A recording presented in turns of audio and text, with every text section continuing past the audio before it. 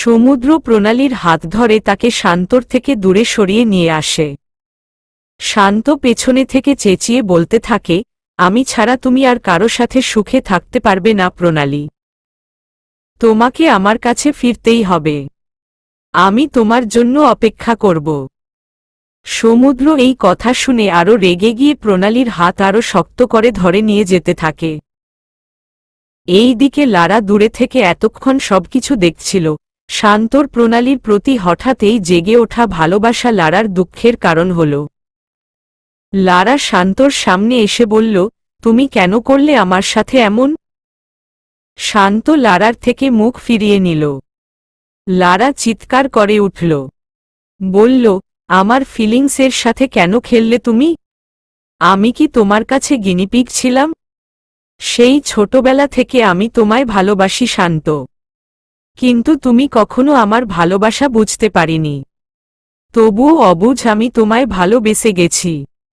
আল্লাহর কাছে প্রতিটা মোনাজাতে আমি তোমায় চেয়েছি। আমার ভালোবাসা কতটা গভীর সেটা তুমি উপলব্ধি করতে পারবে না শান্ত। তোমার জন্য হাসতে হাসতে আমি আমার জীবনটাও দিয়ে দিতে পারি। তোমাকে বিয়ে করে তোমার সাথে সুখে সংসার করার স্বপ্ন দেখেছিলাম আমি। কিন্তু তুমি কি করলে? আমার সব স্বপ্ন তুমি শেষ করে দিলে। আমার বিশ্বাস, আমার ভালোবাসা সব নষ্ট করে দিলে। এতটাই যখন ভালোবাসো প্রণালীকে, তাহলে আমায় কেন বিয়ে করলে তুমি? শান্ত চেঁচিয়ে উঠে বলে, হ্যাঁ, আমি শুধু আর শুধু প্রণালীকেই ভালোবাসি। প্রণালীকে কষ্ট দিয়ে তোমায় বিয়ে করেছি শুধু আমার মায়ের কথায়। কারণ আমার মা চেয়েছিল আমি প্রণালীর উপর প্রতিশোধ নেই, যেহেতু ওর বাবা মার জন্য আমার মা জেলে। কিন্তু এখন আমার প্রতিশোধ নেওয়া হয়ে গেছে। এখন আমি প্রণালীকে আবার হাসিল করে নেব। লারা ভগ্ন মন নিয়ে বলে, তাহলে আমার কি হবে? আমি যে তোমাকে নিয়ে এত স্বপ্ন সাজালাম তার কি হবে? জানি না, আমি কিচ্ছু জানি না। তোমার কত টাকা লাগবে তুমি বলে দিও, কিন্তু তোমার সাথে সংসার করা আমার পক্ষে সম্ভব নয়। You go to the hell. বলেই শান্ত চলে যায়। লারা সেখানেই বসে কাঁদতে থাকে। আজ বড্ড বাজেভাবে ঠকে গেল মেয়েটা। লারা চিৎকার করে বলতে থাকে, কি দোষ ছিল আমার? আমি তো শুধু তোমায় ভালোই বেসেছিলাম। তোমার কথাতেই তো তোমায় বিয়ে করেছিলাম, আর এখন তুমি আমার সাথে এমন করছো। এই সব হয়েছে ওই প্রণালী নামের মেয়েটার জন্য। ওর জন্য আমি তোমাকে পাইনি। তাহলে আমি ওকেই সুখী থাকতে দেব না। আমি প্রণালীকে শেষ করে দেব।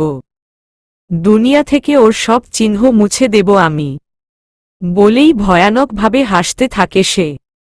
এই হিংসে মনোভাব কতদূর নিয়ে যাবে? সমুদ্র প্রণালীকে একটু দূরে নিয়ে এসে তার হাত ছেড়ে দেয়। প্রণালী যেন হাফ ছেড়ে বাসে। বার কয়েক শ্বাস নিয়ে বলে ওঠে, এভাবে টানছিলেন কেন আমায়? কেন? আমার স্পর্শ তোমার ভালো লাগছিল না বুঝি? তুমি তো ওই শান্তর সামনে বললে তুমি আমায় ভালোবাসো। আপনি ভাবলেন কি করে যে আপনার মতো মানুষকে আমি ভালোবাসব? আপনার বোধহয় আমার বলা কথা মনে নেই। আমার এসব প্রেম ভালোবাসায় কোনো বিশ্বাস নেই।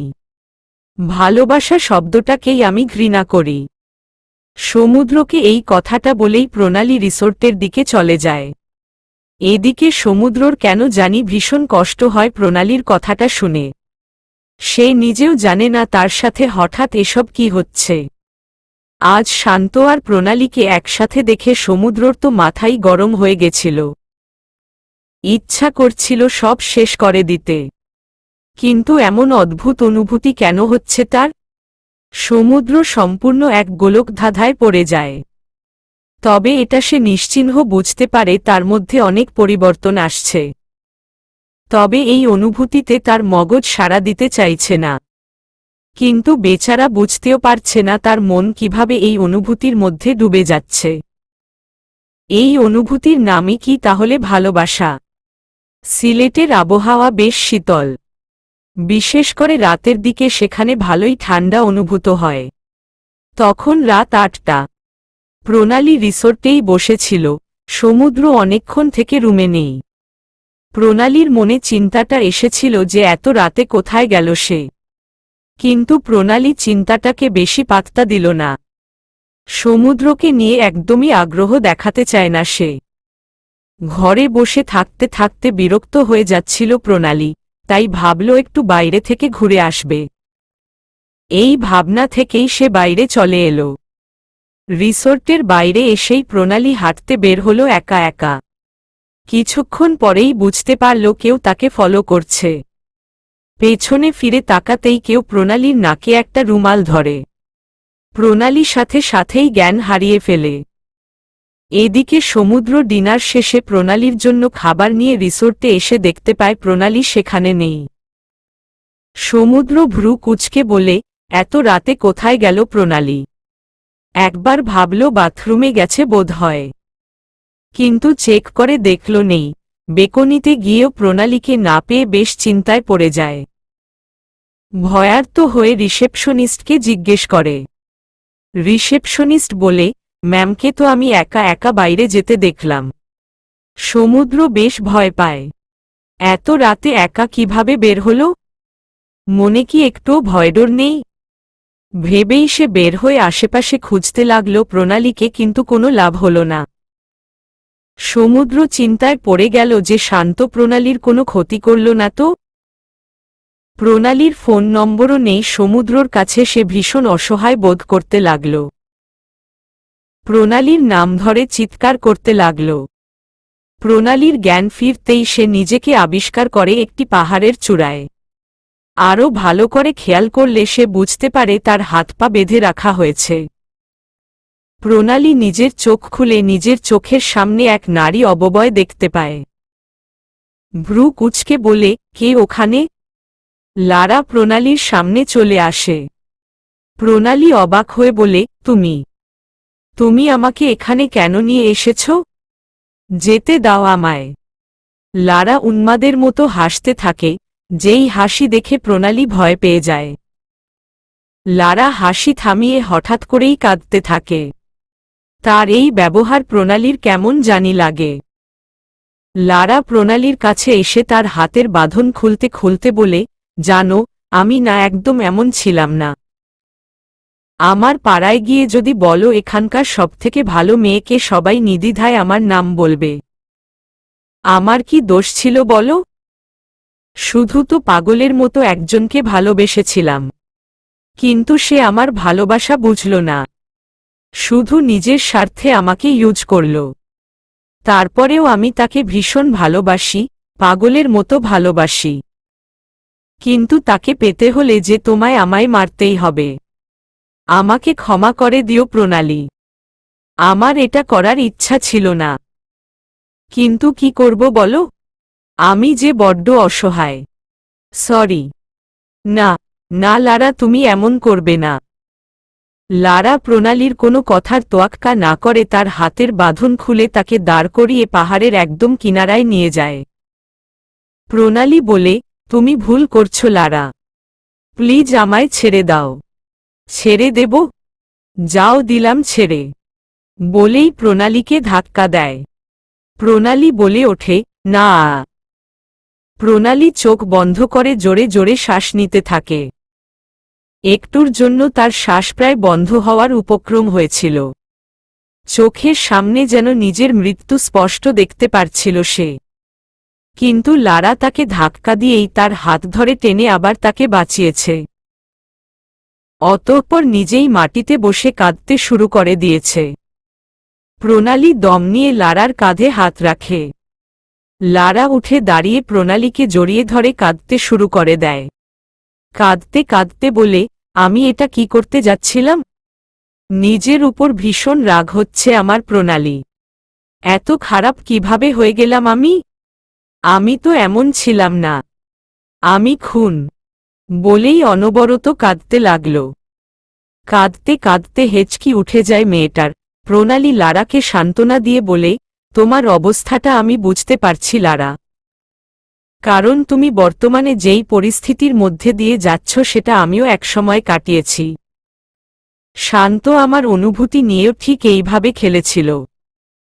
লারা বলে, জানো আমি সেই 12 বছর বয়স থেকে শান্তকে পছন্দ করি। আমার শৈশব কৈশোর সব ওকে ভালোবেসেই পার করেছি। কিন্তু ও আমার ভালোবাসার কোনো মূল্য দেয়নি, শুধু আমায় ব্যবহার করেছে নিজের স্বার্থে। আমি সবটাই বুঝতে পারছি। শান্ত একটা জঘন্য ছেলে। ও শুধু তোমার নয় আমার অনুভূতি নিয়েও খেলেছে। তবে দেখো ও একদিন সবকিছুর শাস্তি পাবে। অন্যকে কষ্ট দিয়ে কখনো নিজে সুখী হওয়া যায় না। তুমি নিজেকে সামলাও লারা। আমি জানি মুখে বলা যতটা সহজ বাস্তবটা এতটা সহজ না। আমি নিজেও এখনো অবধি নিজেকে সামলে উঠতে পারিনি। তবুও আমি চেষ্টা করছি, তোমাকেও একই পরামর্শ দিব বলে প্রণালী লারাকে সান্ত্বনা দিতে থাকে।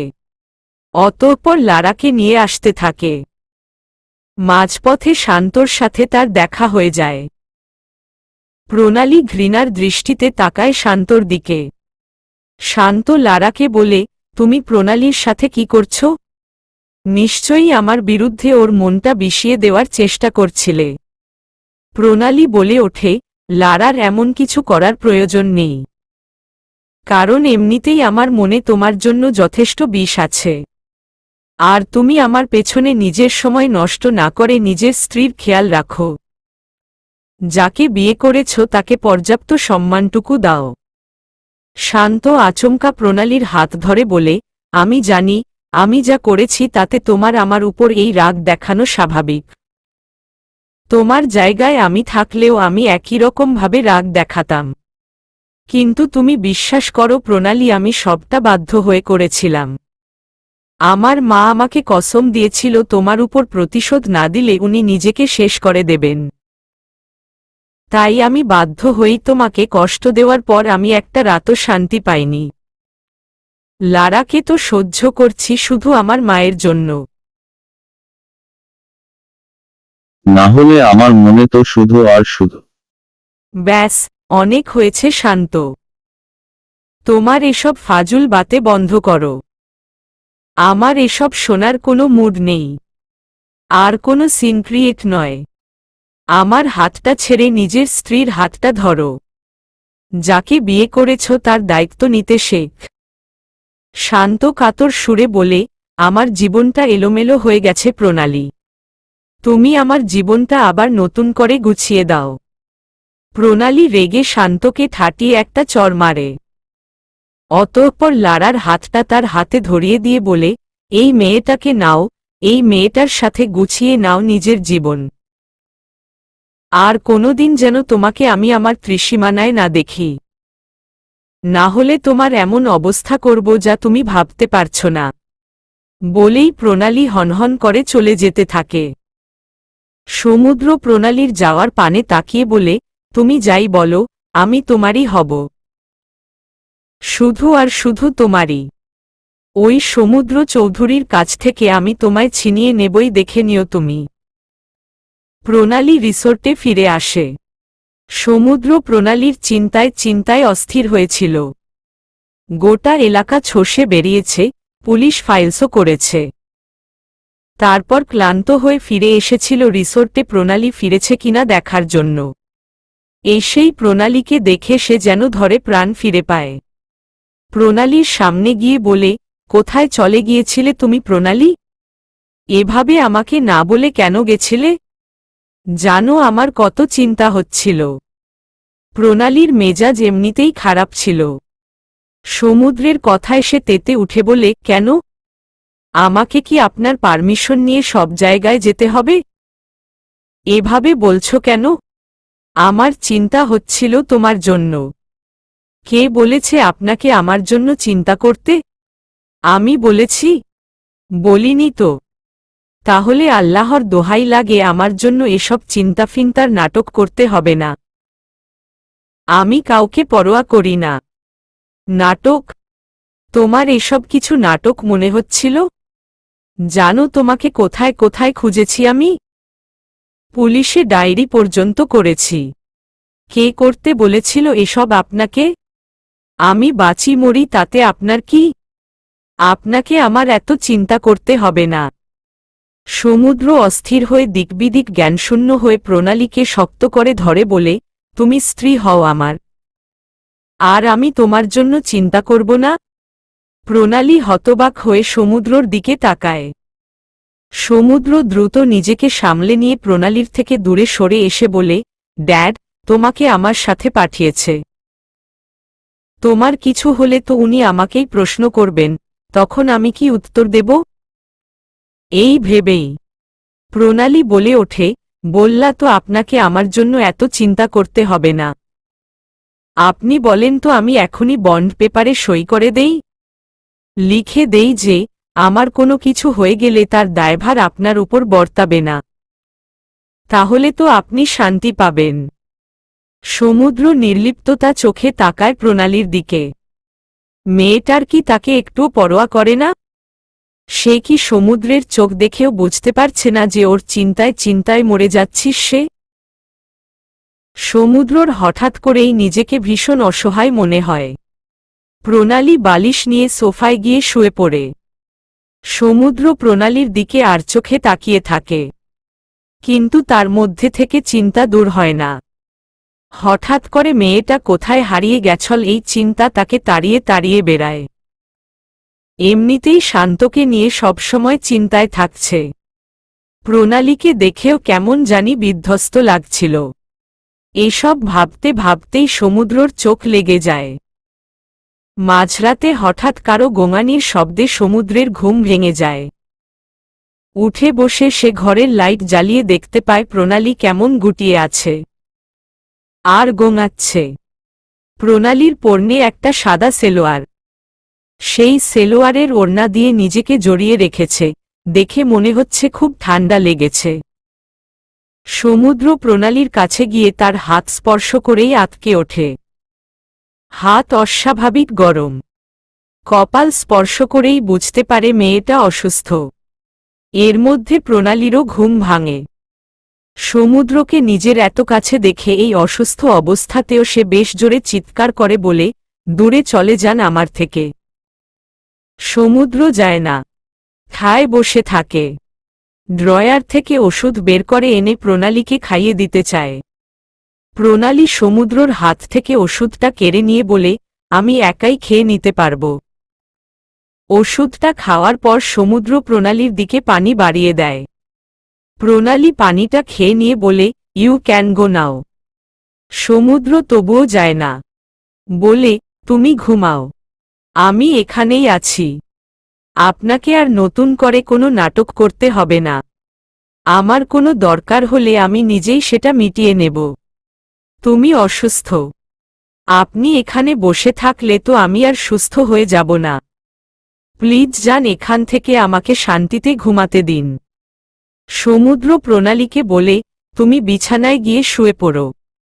এখানে থাকলে আরও অসুস্থ হয়ে যাবে। আমি এখানেই ঠিক আছি। বেশি জেদ করো না, না হলে তুলে নিয়ে যাব। প্রণালী অনেক কষ্টে উঠে বসে।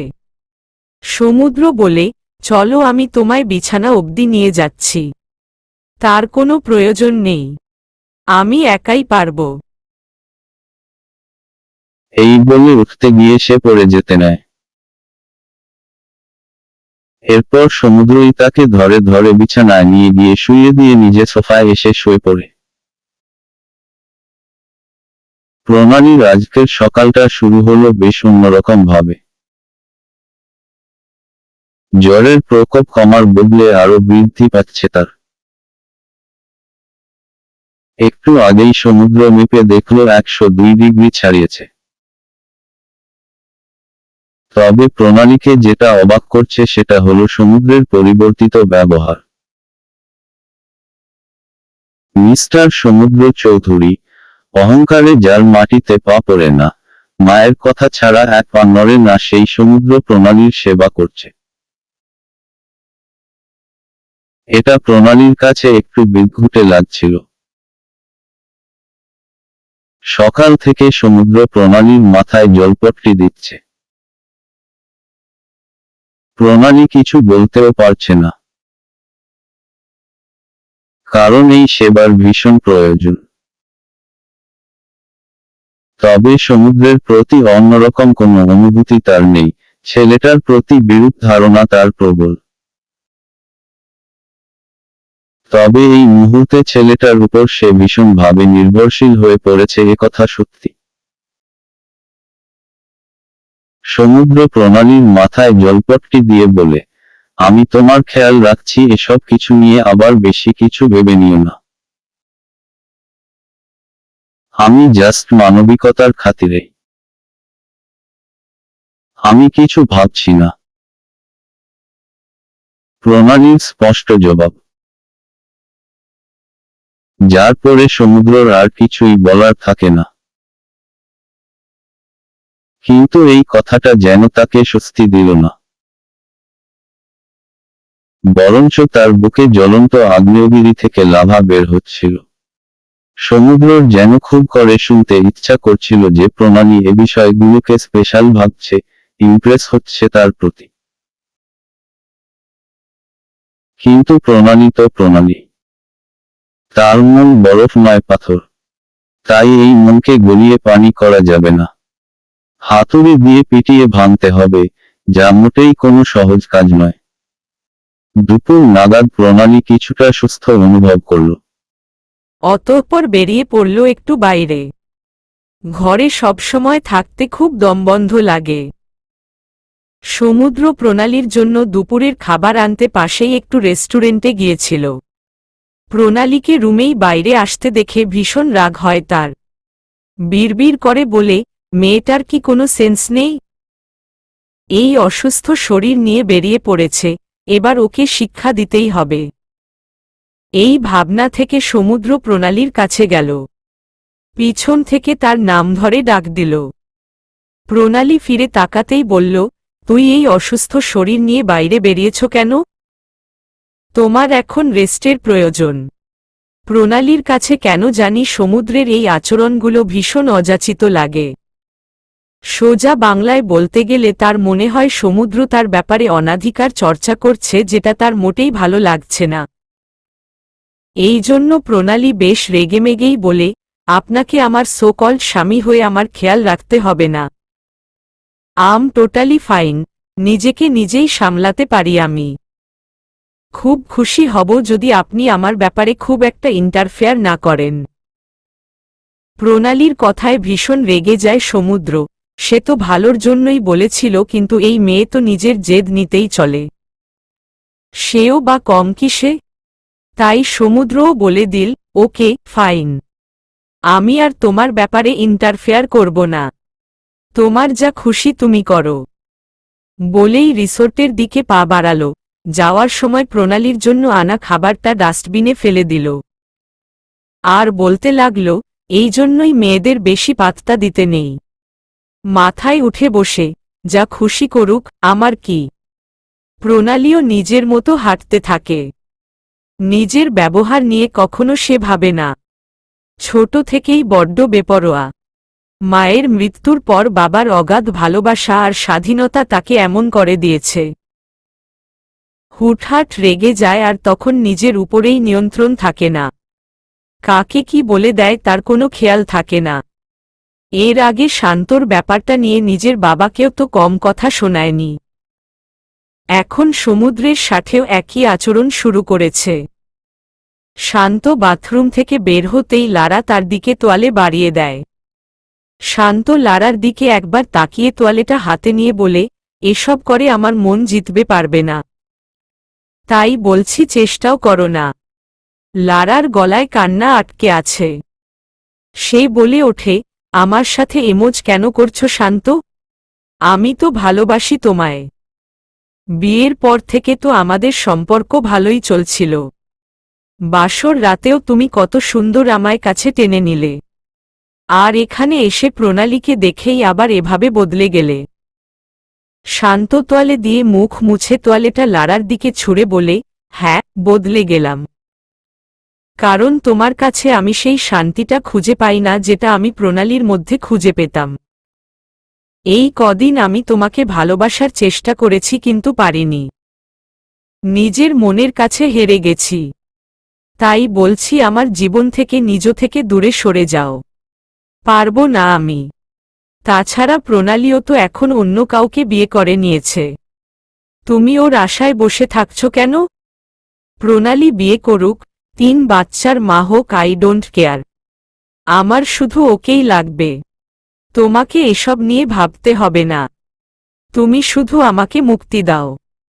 এই কথা বলেই শান্ত রুম থেকে বেরিয়ে যায়। এদিকে লারার কানে বাজতে থাকে শান্তর বলা কথাটা।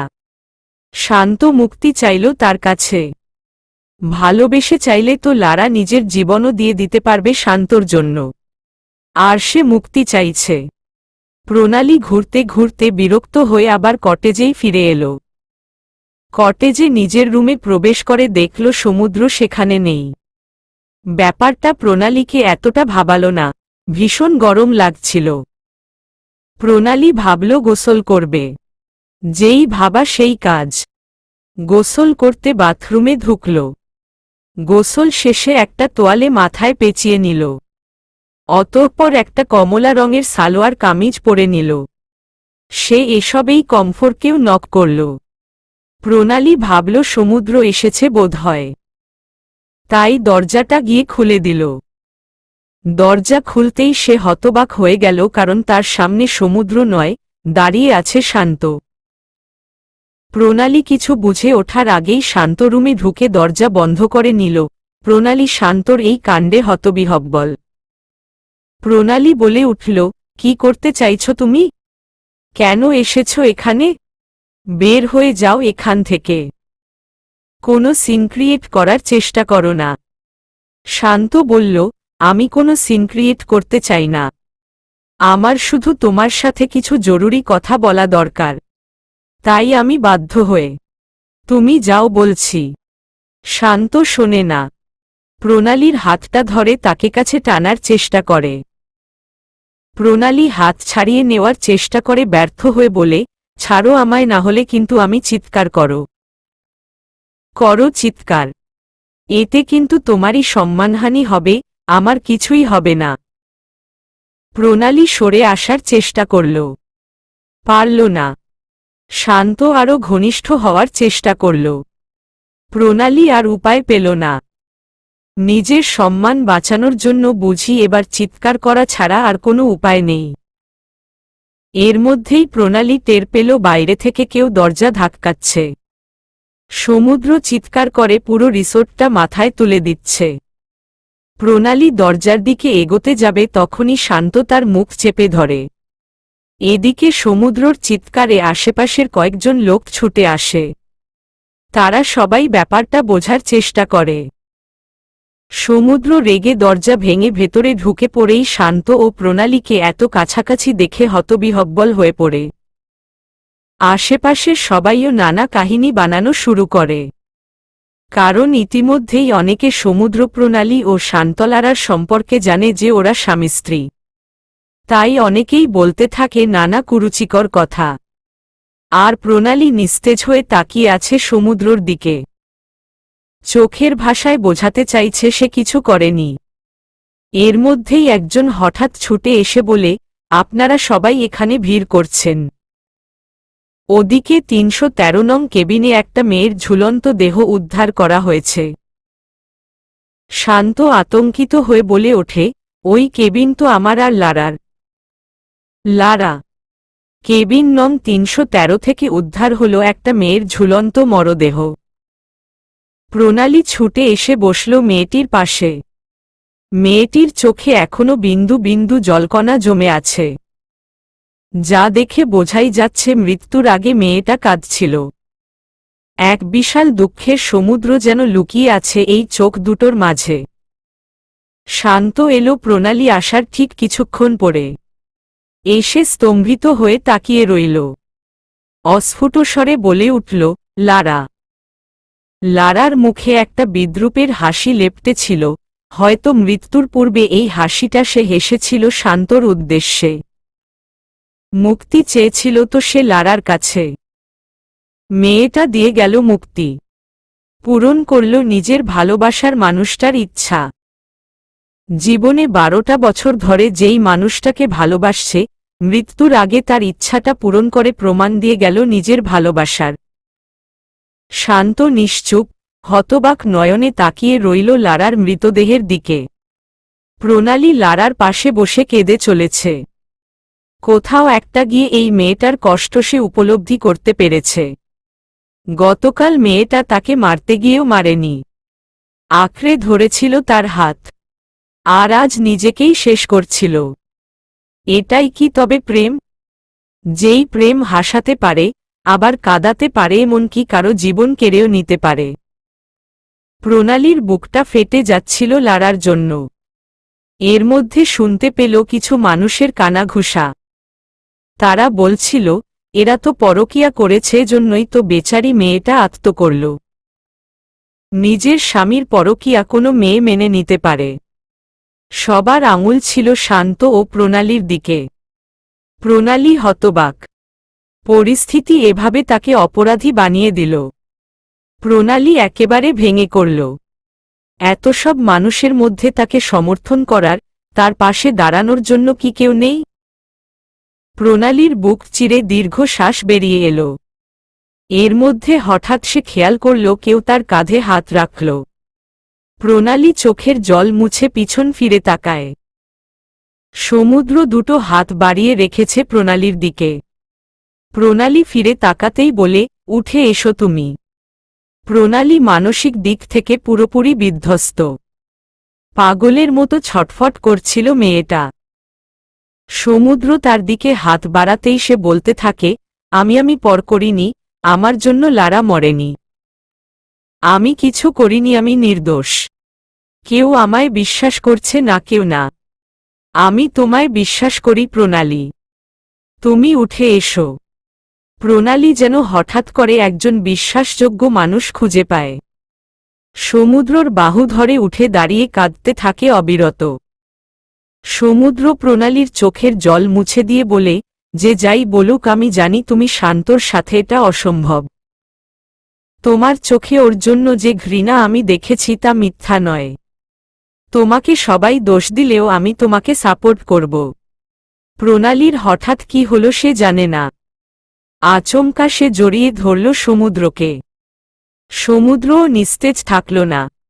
প্রণালীর মাথায় ভরসায় হাত বুলিয়ে দিতে দিতে বলল, সব ঠিক হয়ে যাবে। পুলিশ এলো ঘটনাস্থলে। তারা এসে আশেপাশের প্রত্যক্ষদর্শী অনেকের সাথে দেখা করল। শুনল তাদের কথা। প্রণালীকে রুমে এনে জোর করে ঘুমাতে বলেছে সমুদ্র। প্রণালীও শুয়ে পড়েছে বিছানায়। তবে তার ঘুম আসছিল না। লারার কথা মনে আসছিল বারবার। আর ভেসে আসছিল মানুষের বলা কথাগুলো। তার মন থেকে কেউ যেন বারবার তাকে বলছে, তুই অপরাধী প্রণালী, তুই পাপী। তোর জন্য লারা মরেছে। প্রণালী শান্তি পাচ্ছিল না কিছুতেই। তবে একসময় সে ঘুমের জগতে পা রাখল। সমুদ্র চুপচাপ তার পাশেই বসে রইল। পুলিশ শান্তকে জিজ্ঞাসাবাদ করল কিছুক্ষণ। একজন অফিসার শান্তকে বলল, আপনার স্ত্রীর সাথে কি কোনো বিষয় নিয়ে আপনার ঝামেলা চলছিল যার কারণে তিনি এমন একটা স্টেপ নিলেন? শান্ত স্বাভাবিকভাবে বলে, না। পুলিশ অফিসার শান্তকে পরখ করে নেয় ভালোভাবে।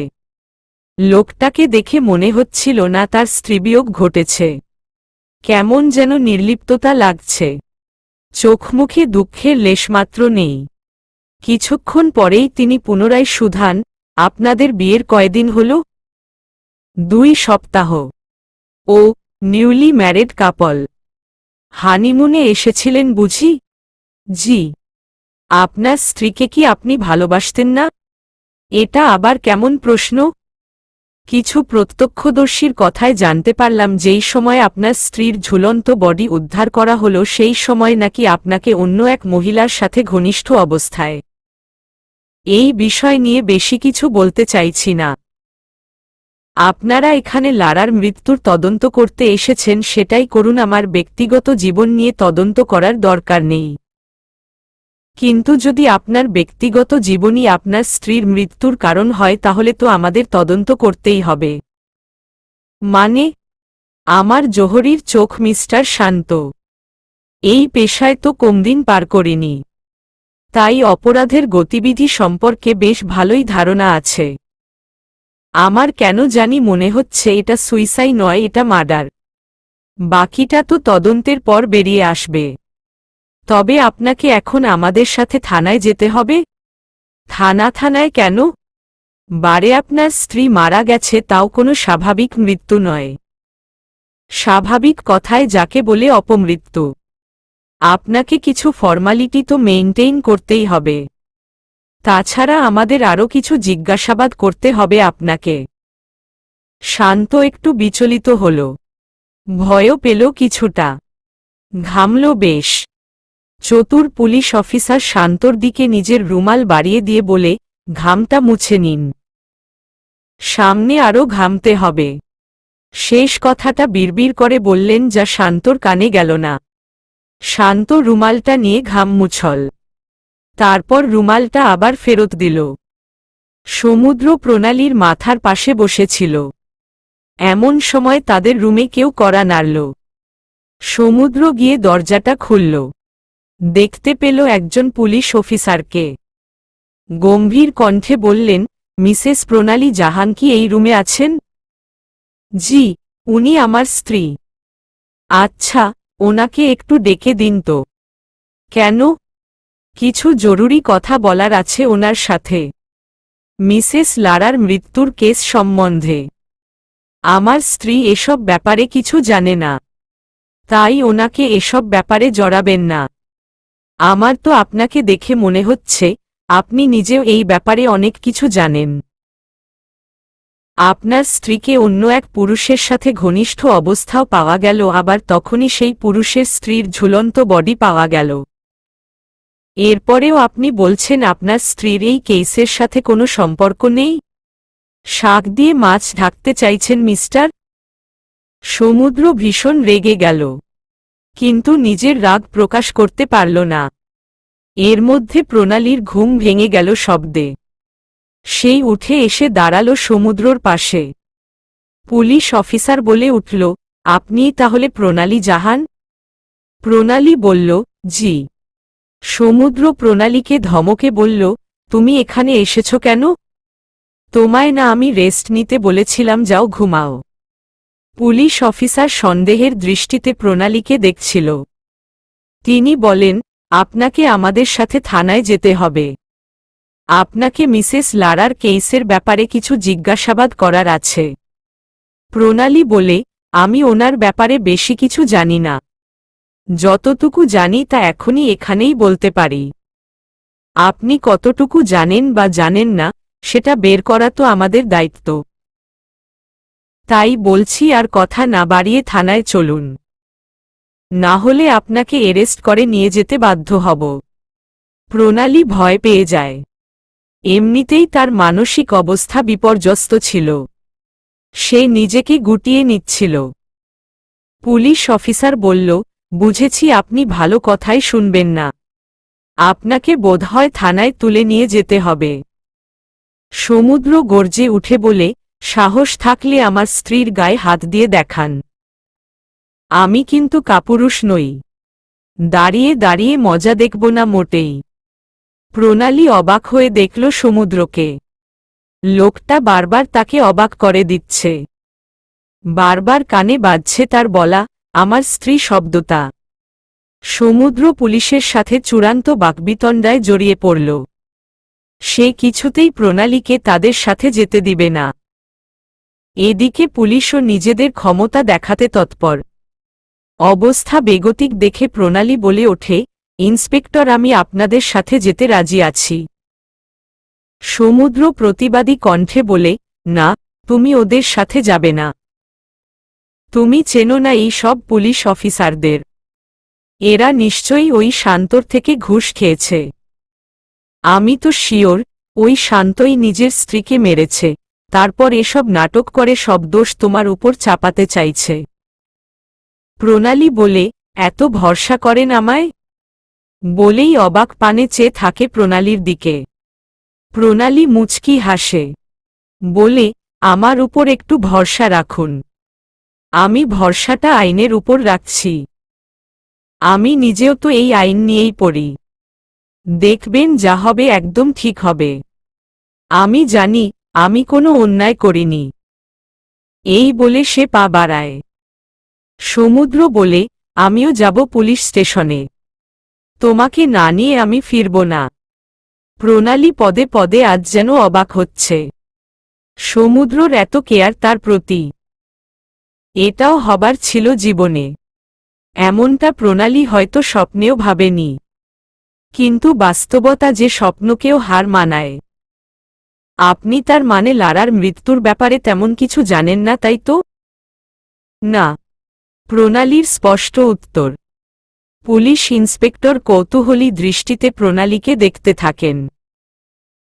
কিছু সময় ভাবনা চিন্তা করে বলেন, গতকাল রাতে আপনার স্বামী থানায় আপনার নামে মিসিং ডায়েরি করেছিল। Am I right? প্রণালী মাথা নেড়ে হ্যাঁ বলে। কোথায় গিয়েছিলেন কাল আপনি? ঘুরতে বেরিয়ে একা পথ হারিয়ে ফেললেন, ব্যাপারটা হাস্যকর না? হাস্যকর মানে? হানিমুনে এসে আপনি একা একা ঘুরছিলেন কেন? প্রশ্নটা ব্যক্তিগত পর্যায়ে চলে যাচ্ছে, এটা ঠিক নয়। আচ্ছা, তাহলে একটা অব্যক্তিগত কথাই বলি। গতকাল রাতে মিসেস লারা আপনাকে পাহাড়ের চূড়ায় নিয়ে যায়। কি তাই তো? প্রণালী অবাক হয়ে বলে, আপনারা কিভাবে জানলেন? মিসেস লারার ঘর থেকে আমরা তার ডায়েরি উদ্ধার করেছি, যেখানে তিনি নিজের জীবনের সব কথা লিখে রেখেছেন গতকাল অবধি। আর শেষ কথাগুলো আপনাকে নিয়েই। উনি আপনাকে মেরে ফেলার ইচ্ছা পোষণ করেছেন, কারণ ওনার মতে আপনি ওনার এবং ওনার স্বামীর মধ্যে সমস্যার কারণ হয়ে দাঁড়িয়েছেন। এসব বলে আপনি কি বোঝাতে চাইছেন অফিসার? নিজেকে বাঁচাতে আপনি আবার? কখনোই না। আমি এমন কিছু করিনি। তাছাড়া লারার ক্ষতি করার কথা আমি ভাবব না, কারণ ও আমায় মারতে চাইলেও আখেরে আমার জীবন বাঁচিয়েছিল গতকাল। আর আমার শান্তর সাথে যা কিছু ছিল সব অতীতে। এখন আমার মনে শান্তর জন্য কোনো অনুভূতি নেই। নেই বললে ভুল হবে, আছে। তবে সেটা শুধুই ঘৃণা। পুলিশ অফিসার বলেন, আপনার মুখের কথায় সব মানতে পারছি না। যদি আপনার সাথে সত্যি মিস্টার শান্তর কোনো সম্পর্ক না থাকত, তাহলে আপনাদের একই ঘরে কিভাবে পাওয়া গেল, তাও ঘনিষ্ঠ অবস্থায়? ইন্সপেক্টর, আপনি কিন্তু খারাপ দিকে ইঙ্গিত করছেন। আগে প্রমাণ জোগাড় করুন আমার বিরুদ্ধে, তারপর কথা বলবেন। 23 দিনের মধ্যেই মিসেস লারার পোস্টমর্টেম রিপোর্ট চলে আসবে। তারপর সব সত্য জানা যাবে। ততদিন পর্যন্ত আপনার উপর আমাদের নজর থাকবে। ভুলেও শহর ত্যাগের চিন্তা করবেন না। আপনি আর মিস্টার শান্ত কিন্তু আমাদের প্রধান সাসপেক্ট। আমি তাহলে এখন আসতে পারি? জি, আসুন। প্রণালীর জন্য থানার বাইরে দাঁড়িয়ে অপেক্ষা করছিল সমুদ্র। প্রণালীকে বাইরে আসতে দেখেই দৌড়ে তার সামনে গিয়ে বলে, কি বলল পুলিশ? কেস সংক্রান্ত কিছু জিজ্ঞাসাবাদ করেছে। ওরা তোমায় হেনস্থা করেনি কোনোভাবে? যদি করে থাকে তো আমায় বলো।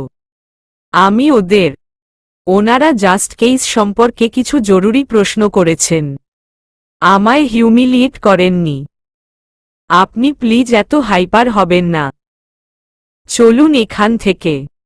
সমুদ্র প্রণালীর কথা বিশ্বাস করে তাকে নিয়ে গাড়িতে উঠতে যায়। এমন সময় শান্তর সাথে দেখা হয়ে যায়। তাকেও পুলিশ তলব করেছে, তাই সে এসেছে। শান্তকে পাশ কাটিয়ে যাওয়ার সময় সে প্রণালীর উদ্দেশ্যে বলে, এই সব ঝামেলা মিটে যেতে দাও প্রণালী। তারপর আমি তোমাকে নিজের জীবনে ফিরিয়ে আনব। সমুদ্র রেগে শান্তর কলার ধরে বলে, ওর স্বামী এখনো মরে যায়নি। ওর দিকে নজর দেওয়ার চেষ্টাও করবি না। শান্ত বাঁকা হেসে বলে, মরেনি, মরতে কতক্ষণ? বলেই গা ঝাড়া দিয়ে চলে যায়। প্রণালী সমুদ্রর পাশে এসে দাঁড়ায়। বলে, কি বলে গেল শান্ত? ওকে আমার বিশ্বাস নেই। লারাকে হয়তো ওই মেরেছে। এখন যদি আপনারও কিছু করে দেয়, তুমি চিন্তা করো না, ও আমার কিছু করতে পারবে না। প্রণালী তবুও যেন শান্তি পায় না।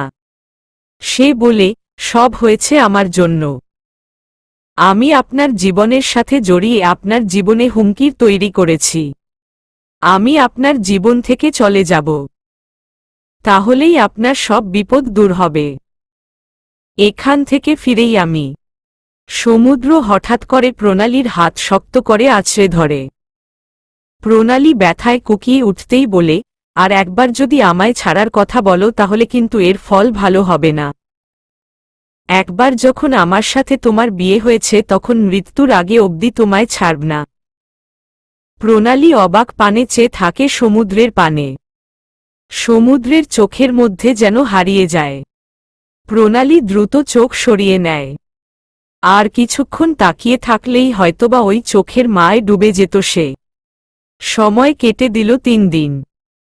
এই 3 দিন অনেক বিড়ম্বনায় পড়তে হয়েছে সমুদ্র প্রণালীকে। পুলিশ যখন তখন তলব করেছে, ঘণ্টার পর ঘণ্টা জিজ্ঞাসাবাদ করেছে, সব সয় যেতে হয়েছে মুখ বুজে। তবে আজ অবশেষে তারা মুক্তির হাওয়া পেল। লারার পোস্টমর্টেম রিপোর্ট এসেছে। পোস্টমর্টেম রিপোর্ট অনুযায়ী লারার সাথে মৃত্যুর আগে কোনো জোরজবরদস্তির প্রমাণ পাওয়া যায়নি, বা এমন কোনো জিনিস যা থেকে মনে হয় এটা হত্যা। তাই ডাক্তার ঘোষণা করে দিয়েছে লারার মৃত্যুটা সুসাইডই ছিল। এরপরই এই কেসের মুলতবি হল। শান্তপ্রণালীর উপর থেকে সন্দেহের দৃষ্টি সরিয়ে নেওয়া হল। আজ প্রণালী ও সমুদ্র সিলেট থেকে আবার ঢাকা ফেরার সিদ্ধান্ত নিয়ে নিল। এখানে থাকার মতো আর মানসিকতা নেই। তাই সময় হতেই বেরিয়ে পড়ল। ঢাকায় ফিরে চৌধুরী ম্যানশনের বাইরে দাঁড়িয়ে আছে দুজনে। বাড়িতে এখনও কেসের ব্যাপারে জানাজানি হয়নি। তবে প্রণালীর ভয় পুষ্পা চৌধুরীকে নিয়ে। না জানি তিনি আজ কোনো নাটক করবেন। তবে প্রণালীর এখন কেন জানি সমুদ্রকে বিশ্বাস করতে ইচ্ছা করে। মনে হয় সেই তাকে প্রোটেক্ট করবে। সমুদ্র দরজায় কলিং বেল বাজাতেই পুষ্পা চৌধুরী এসে দরজা খুলে দেন। যেন তিনি অনেকদিন থেকে এই অপেক্ষাতেই ছিলেন। সমুদ্রকে দেখেই তিনি জড়িয়ে ধরে বলেন, তুমি ফিরেছ বাবাই। আমি জানি এই মেয়েটাই ভুলিয়ে ভালিয়ে নিয়ে গেছিল। না হলে আমার বাবাই তার মমকে না বলে কোথাও যাবে না। কেউ আমায় ভুলায়নি মম। আমি নিজের ইচ্ছাতেই গিয়েছিলাম। আমি অনেক টায়ার্ড। প্রণালী রুমে চলো বলেই সে পুষ্পা চৌধুরীর সামনে নিয়ে প্রণালীর হাত ধরে তাকে টেনে নিয়ে যায়। পুষ্পা চৌধুরী অবাক চেয়ে রয়। তার বাবাইয়ের একই রূপ। যেই ভয়টা পেয়েছিলাম সেটাই হয়েছে টায়রা। ওই মেয়েটা ছলাকলা করে আমার বাবাই এর মাথা খেয়েছে। এবার কি হবে? টায়রা মনোযোগ দিয়ে শুনল পুষ্পা চৌধুরীর কথা। সেও সমুদ্রর পরিবর্তিত ব্যবহার খেয়াল করেছে। তবে সে পুষ্পা চৌধুরীকে ভরসা দিয়ে বলে, আপনি এমন কেন বলছেন আন্টি? আপনি পুষ্পাত্রত সহজে ঝুঁকলে তো চলবে না।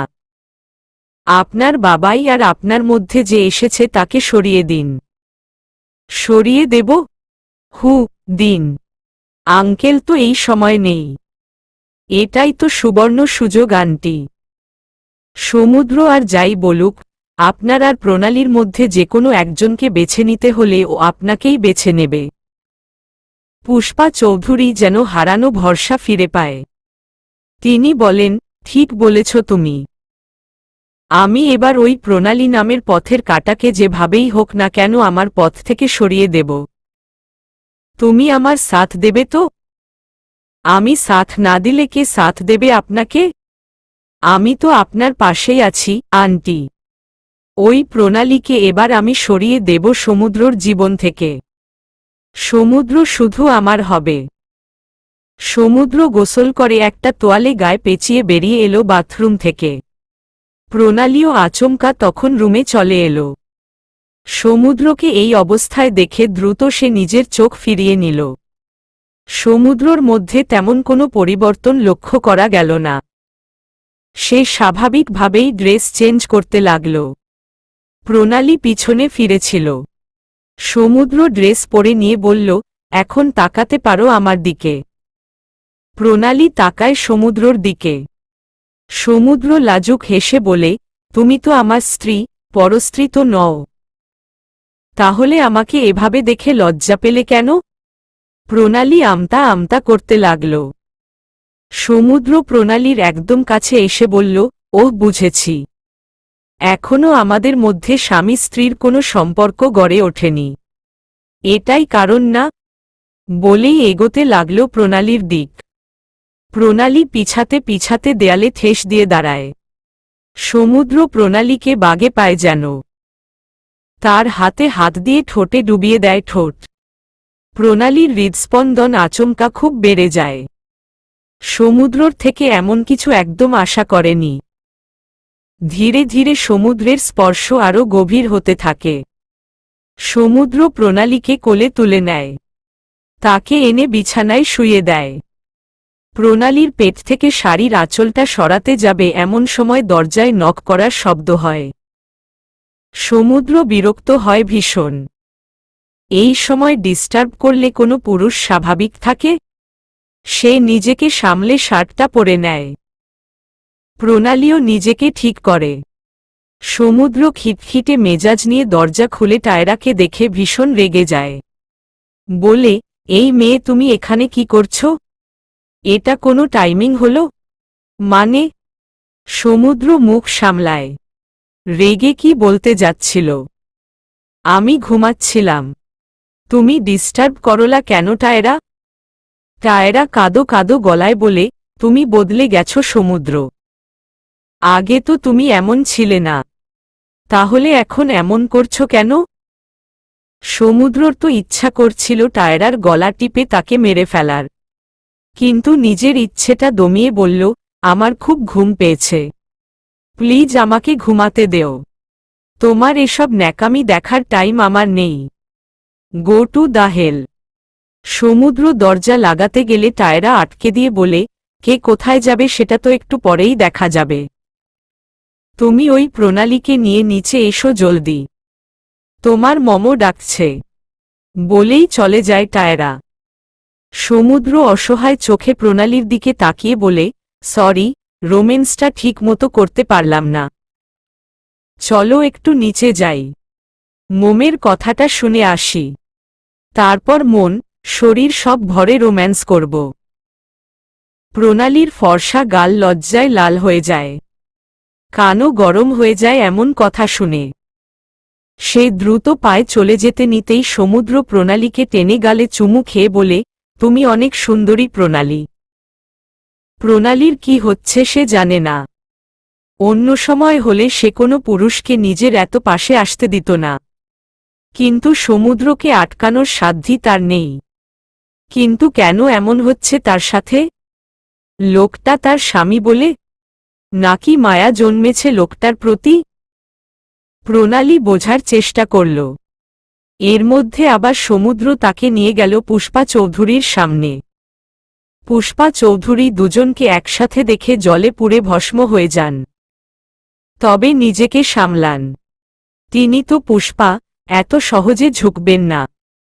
তাই প্রণালীর উদ্দেশ্যে বলে ওঠেন, এই মেয়ে আমার ছেলের থেকে দূরে সরো। প্রণালী সরতে চাইলে সমুদ্র তার হাতটা শক্ত করে ধরে বলে, তুমি যেন কি বলার জন্য ডেকেছিলে মম? জলদি বলো তো। তোমার কথা শোনার জন্য জরুরি কাজ ফেলে এসেছি।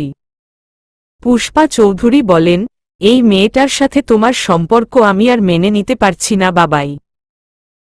তুমি আমার ছেলে বিয়ে করলে তুমি আমার পছন্দের মেয়েকেই করবে। কিন্তু তোমার বাবা মাঝখান থেকে এমন একটা কাজ করলেন যে যাই হোক ভুল শুধরে নেওয়ার সুযোগ তো আছে এখন। এই দেখো বাবাই। সমুদ্র অবাক হয়ে জানতে চায়, কি এটা? এটা একটা পেপার। এখানে লেখা আছে তুমি আর প্রণালী একে অপরের সাথে মানিয়ে নিতে পারছো না। 6 মাস আগে তো ডিভোর্স হবে না, তবে এখানে সই করলে সেপারেশনের ব্যবস্থা করা যাবে। তাহলে এই মেয়েটা এই বাড়ি ছেড়ে যেতে পারবে। 6 মাস পর না হয় ডিভোর্স হবে, কিন্তু ততদিন এই মেয়েকে আমি সহ্য করতে পারবো না। এই মেয়ে সই করে দাও। প্রণালী চুপ করে দাঁড়িয়ে রইল। পুষ্পা চৌধুরী বলে, তুমি যদি একজন ভালো মায়ের মেয়ে হও তাহলে এখনই এই পেপারে সই করবা। প্রণালীর কানে বাজতে থাকে কথাটা। মা তার দুর্বলতা। মায়ের সম্পর্কে এমন কথা মানবে না সে। তাই দ্রুত পেপারটা নিয়ে সই করতে উদ্যত হল। সমুদ্র সহসা প্রণালীর হাত থেকে পেপারটা কেড়ে নিল। প্রণালী, পুষ্পা অবাক। সমুদ্র পেপারটা ছিঁড়ে ফেলল। পুষ্পা চৌধুরী বলে উঠলেন, এটা কি করলে বাবাই? সমুদ্র বলল, আমি তোমাকে অনেক ভালোবাসি মম। তোমার সাথে অভদ্রতা করতে চাই না। কিন্তু প্রণালী আমার স্ত্রী, ওকে আমি সজ্ঞানে বিয়ে করেছি এবং আমি ওর সাথেই সংসার করতে চাই। বাবাইয়ে কি বলছো তুমি? এই মেয়ের সাথে তুমি কেন সংসার করবে? কারণ আমি ভালোবাসি প্রণালীকে। প্রণালী অবাক হয়ে তাকালো সমুদ্রর দিকে। পুষ্পা চৌধুরী বললেন, এই মেয়ে কি তোমায় কোনোভাবে ব্রেনওয়াশ করেছে বাবাই? তুমি এমন করছো কেন? তুমি তো কখনো আমার অবাধ্য হও না। এই মেয়ে ছলাকলা করে ঠিক তোমায় বশ করে নিল। আমি তোমাকে অনেক ভালোবাসি মম, তোমার জন্য আমার মনে সবসময় বিশাল স্থান থাকবে। তবে সেই মনের কোঠায় একটু স্থান প্রণালীকে দিলে কি খুব ক্ষতি হয়ে যাবে? আমি এই মেয়েকে আমার ছেলের বউ হিসেবে মানি না, মানি না, মানি না। চেঁচিয়ে। কিন্তু আমি মেনে নিয়েছি মম। ভালো হবে যদি তুমিও মেনে নাও। কারণ আমি সিদ্ধান্ত নিয়ে ফেলেছি ওর সাথেই আমি সংসার করব। তাহলে টায়রার কি হবে বাবাই? মেয়েটা তোমাকে নিয়ে কত স্বপ্ন দেখেছে। তুমি ওকে বোঝাও, আমার ওর প্রতি কোনো আগ্রহ নেই। একটা ভালো ছেলে দেখে যেন বিয়ে করে নেয়। আমি আসছি। বলেই সমুদ্র প্রণালীকে নিয়ে যায়। পুষ্পা চৌধুরী শুধু ফুঁসতে থাকেন। এমন কিছু তিনি আশা করেননি। তার বাবাই কি তাহলে তার হাতের বাইরে চলে গেল? পুষ্পা চৌধুরী নিজের রুমে বসে সমুদ্রের বলা কথাগুলো ভাবছিলেন আর ক্রোধে ফুঁসছিলেন। তার সব রাগ গিয়ে জমা হচ্ছিল প্রণালীর উপর। কারণ তার মনে হচ্ছিল প্রণালী সমুদ্রকে ভুলভাল বুঝিয়ে নিজের বশে করে নিয়েছে। তার এই অবস্থার মাঝেই তার সামনে উপস্থিত হয় টায়রা। তার হাতে ছিল একটা ট্রলি ব্যাগ। সে পুষ্পা চৌধুরীর সামনে এসে বলে, আন্টি আমি যাচ্ছি। পুষ্পা চৌধুরী অবাক গলায় বলেন, যাচ্ছ মানে? কোথায় যাচ্ছ তুমি? টায়রা মলিন কণ্ঠে বলে, আমি ফেলনা নই আন্টি। সমুদ্র আমাকে বলেছে আমার উপর ওর কোনো আগ্রহ নেই। আমার মনে হয় না ও আমাকে আর বিয়ে করতে চায়। তাছাড়া এখন মম সব জেনে গেছে। মম চায় না আমি কোনো বিবাহিত ছেলেকে বিয়ে করি। পুষ্পা চৌধুরী অস্থির হয়ে বলেন, তোমার মমকে আমি বোঝাবো। এটা কোনো বিয়েই নয়। আপনি তো চেনেন আমার মমকে। মন যা বলেছেন তার অবাধ্য হওয়ার সাধ্য আমার নেই। আমি এখন আসছি, ভালো থাকবেন। বলেই টায়রা বেরিয়ে যায়। পুষ্পা চৌধুরী হাজার চেষ্টা করেও টায়রাকে আটকাতে পারেন না। এতে করে তার মাথায় রাগ আরও চেপে বসে প্রণালীর প্রতি।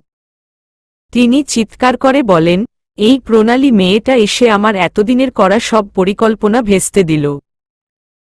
প্রথমে আমার বাবাইকে আমার থেকে কেড়ে নিল আর এখন টায়রাকেও বাড়ি থেকে বের হতে বাধ্য করল। এই প্রণালীকে তো আমি ছাড়ব না। এতদিন অনেক ছাড় দিয়েছি আর নয়। এবার আমি নিজের আসল রূপ দেখাবো ওকে। সমুদ্র ও প্রণালী দুজনেই রুমের মাঝে রয়েছে। সমুদ্র প্রণালীর সাথে কথা বলার চেষ্টা করছিল কিন্তু প্রণালী অন্য ভাবনায় মত্ত ছিল। লারার মৃত্যুটা সে এখনো মেনে নিতে পারেনি। এদিকে শান্তর কথাও ভাবাচ্ছে তাকে।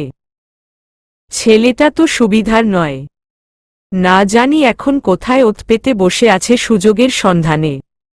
সুযোগ পেলে নিশ্চয়ই আবার তার বা সমুদ্রের জীবনে সমস্যা তৈরির চেষ্টা করবে। এদিকে প্রণালী এখনও নিজের অনুভূতি নিয়ে নিশ্চিত নয়। সমুদ্রর ব্যবহারের আমূল পরিবর্তন তাকে ভাবাচ্ছে। সমুদ্রের প্রতি ইতিবাচক ধারণা তৈরি হচ্ছে। সমুদ্র তার স্বামী জন্যই সেদিন যখন তার পাশে আসতে চাচ্ছিল তখন বাধা দেয়নি, কারণ এতে স্বামীর হক নষ্ট হয়। কিন্তু প্রণালীর জন্য এখনো সমুদ্রের প্রতি কোনো গভীর অনুভূতি তৈরি হয়নি। আবার সামনেই প্রণালীর ফাইনাল ইয়ারের এক্সাম। অনেকদিন পড়াশোনায় মনোযোগ দেয়নি সে, তাই ভাবল এখন থেকে জোরদমে পড়াশোনা শুরু করবে। প্রণালী এসব ভাবনা শেষ করে সমুদ্রের দিকে তাকায়। সমুদ্র তার দিকেই তাকিয়েছিল অনেকক্ষণ। প্রণালী বিভ্রান্তিকর পরিস্থিতিতে পড়ে কথা ঘোরানোর জন্য বলে, আচ্ছা, আপনার ড্যাড কোথায়?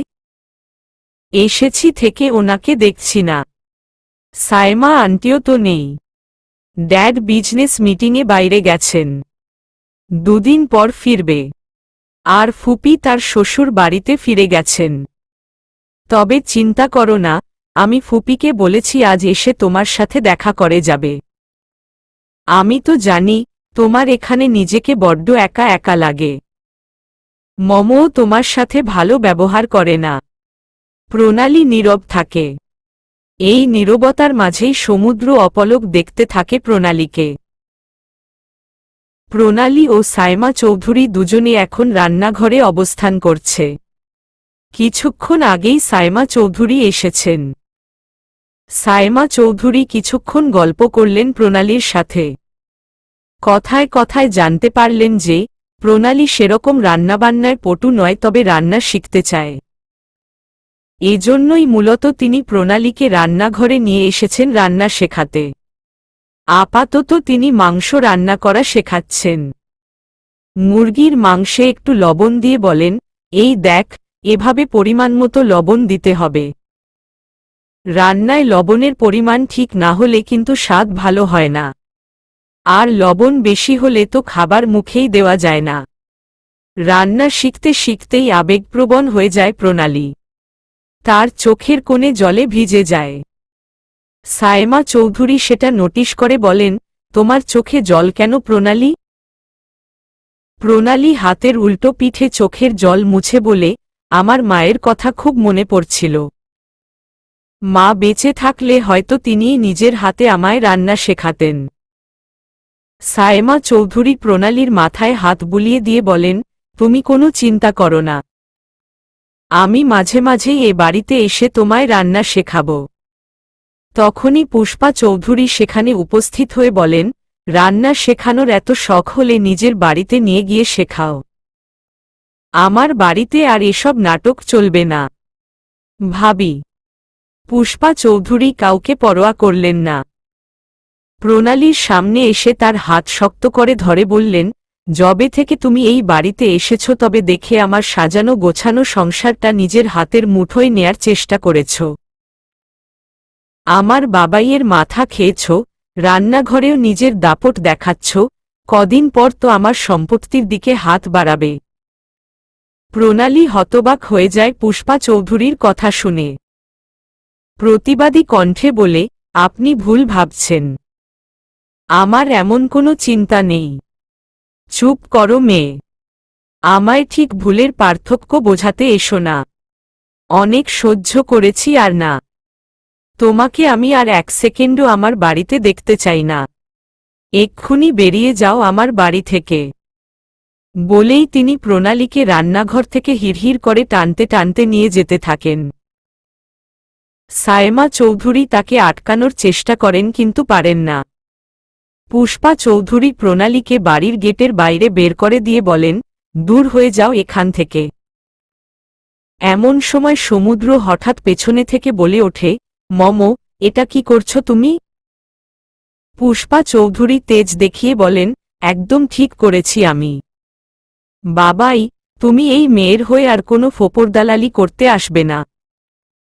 আমার বাড়িতে এই মেয়ের আর স্থান হবে না। এই বাড়িটা আমার নামে। এখানে কে থাকবে না থাকবে সেই সিদ্ধান্তও আমার। প্রণালী আমার স্ত্রী। ও এই বাড়ি ছেড়ে কোথাও যাবে না। বলিষ্ঠ কণ্ঠে বলে ওঠে সমুদ্র। পুষ্পা চৌধুরীও দমে যাওয়ার পাত্রী নন। তিনিও বলেন, আমি যা বলেছি তাই হবে। এই বাড়ি আমার। তাই এখানে আমার কথাই শেষ কথা। সমুদ্রর মাথায় এবার জেদ চেপে যায়। সে বলে, যদি তুমি আমার স্ত্রীকে এই বাড়িতে থাকতে না দাও তাহলে আমিও এই বাড়িতে থাকব না। মম। নিজের ছেলের এত বড় ধৃষ্টতা দেখে চমকে ওঠেন পুষ্পা চৌধুরী। অবাক হয়ে বলেন, এটা তুমি কি বলছো বাবাই? এই মেয়ের জন্য তুমি বাড়ি ছাড়বে? নিজের মায়ের থেকেও আজ এই মেয়ে তোমার কাছে বড় হয়ে গেল। ও আমার স্ত্রী মম। ওকে আমি বিয়ে করেছি যখন ওর সব দায়িত্ব আমার। যেখানে ওর কোনো সম্মান নেই সেখানে আমি কিভাবে থাকি? পুষ্পা চৌধুরী ক্রোধে অন্ধ হয়ে যান। হিতাহিত জ্ঞানশূন্য হয়ে বলেন, বেশ, তাহলে তুমিও বেরিয়ে যাও এই বাড়ি থেকে। আমি ধরে নেব আমার ছেলে মারা গেছে। মম। ভাবি তুমি এসব কি বলছ? সায়মা চৌধুরীর অস্থির কণ্ঠ। সমুদ্র যখন হতবিহব্বল হয়ে তার মায়ের দিকে তাকিয়েছিল তখন পুষ্পা চৌধুরী নির্দয়ের মতো বলেন, এই বাড়ি থেকে বের হলে এটা ভুলে যাবে যে আমি তোমার মম। শুধু তাই নয়, একবার এই বাড়ির বাইরে পা রাখলে এই বাড়ির দরজা তোমার জন্য চিরদিনের জন্য বন্ধ হয়ে যাবে। সমুদ্র নিজের মায়ের এমন ব্যবহারে স্তম্ভিত। যেই মা ছোটবেলা থেকে এত ভালোবেসেছে সে কিনা এমন কথা বলছে। সমুদ্রের মাথায় জেদ চেপে বসল। সে প্রণালীর হাত শক্ত করে ধরে বলল, চলো প্রণালী। আমি আর এক মুহূর্ত এখানে থাকব না। সবার সাথে আমি সব সম্পর্ক ছিন্ন করলাম। প্রণালী বলে, যা বলছেন ভেবে বলছেন তো? এর জন্য পস্তাবেন না? কখনোই না। বলেই সে প্রণালীর হাত ধরে বাড়ি থেকে বের হতে উদ্যত হয়। পুষ্পা চৌধুরী আজ অহংকারে আর রাগে একদম অন্ধ। তিনিও আটকাচ্ছেন না। সায়মা চৌধুরী এসে কাঁদছেন তার সামনে। কিন্তু তবুও তার মন গলছে না। নিজের একমাত্র সন্তানকে তিনি চোখের সামনে বের হয়ে যেতে দিলেন। To be continue.